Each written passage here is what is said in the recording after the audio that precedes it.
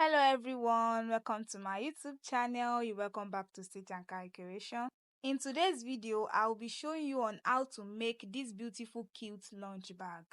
But before we start, I would like to thank everyone for your support and for your waiting for me to upload this video for a while now. So the video will come in two parts, that's with part 1 and part 2. So please make sure you watch the video to the end so that you can understand it better. Now let's get started. So this is the material I'll be using because this is what my customer demand for, a fashion leather material. But for me, I do use a Korean leather material or chair material to make the lunch bag. So it will last long. Since this is what my customer wants, I have to go for it. But if you watch the video to the end, you will notice I use a Korean leather material for the rest of the video because the first clip where I used the Korean leather to start got deleted.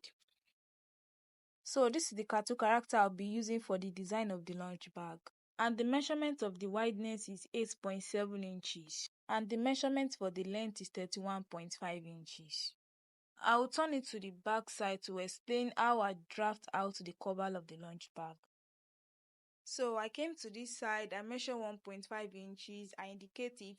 Likewise for the second side, 1.5 inches. So from that point, I measure 7 inches, then I indicate it out.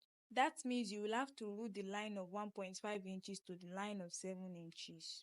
Now I'll be shaping the cover to give it a round shape. For the side, I measure 1.5 and for the top, I measure 1 inches, likewise for both sides.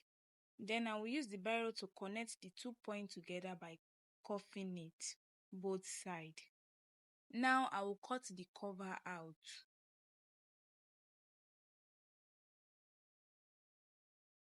Now I'll be stitching the cartoon character on it. I'll come to the starting of the cover. I will measure 6 inches both sides. I'll place the cartoon character on the main body and I will turn it over to the point of 6 inches line. Then stitch each side. After stitching it, I will turn it over back. I'll turn the main body to the back side. I will fold in the cartoon character a little bit, then I will stitch it round with it. So I've stitched it round. I'll cut out the essence cartoon that remain. Now I will fold the bottom of the cartoon character inside so that it will look neat when I stitch it. After that, I will stitch it round together. I've cut out foam and lining for it, you can see. Then I'll place the main body on the foam and lining and stitch it round together. I've stitched it round with the foam. I'll place the zip cloth on it right sides facing each other and stitch it. I'm done stitching it. Now I will separate the second zip cloth out of it. After that, I will use the taping to tape it round. I'm done taping it round. You can see it has covered the sewing part so that it will look neat. So this is the short handle to carry the lunch bag, and the measurement is 3 inches wide by 7.5 inches length. Now I'll fold it into two and stitch it. Then I will use the taping to tape it both sides. Now I'm done taping it. Then I'll get the cover of the lunch bag. I'll fold it into two to get the midpoint both sides by notching it out.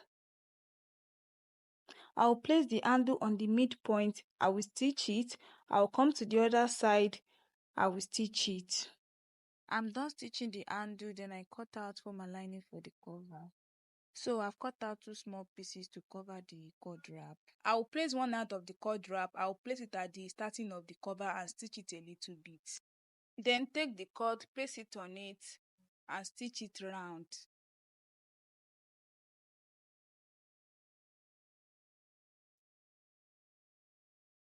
After getting to the bottom of the second side, I will take the second cord wrap, I will place it on it, then I will take the cord, I will cut out the essence, then I will stitch it together. Now I will be closing up the cord wrap.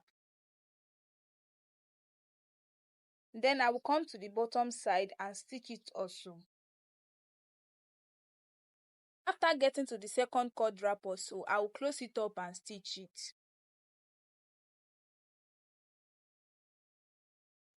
So I'm done stitching it. Now I will take the second zip cloth that I separated from the main body.